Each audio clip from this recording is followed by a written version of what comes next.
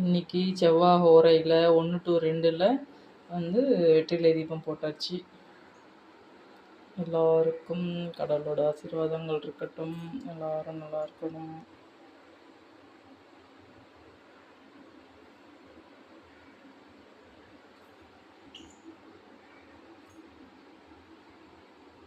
புதுசாக வந்த வடபழனி முருகர்.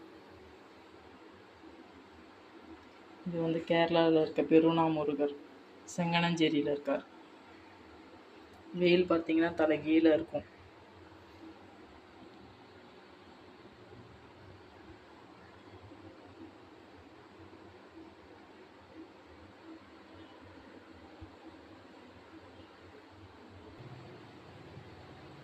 இது சொர்ண வராகி பேரழகி, வடபழனியில் இருக்காங்க, வேங்கீஸ்வரர் கோயில் பக்கத்தில்.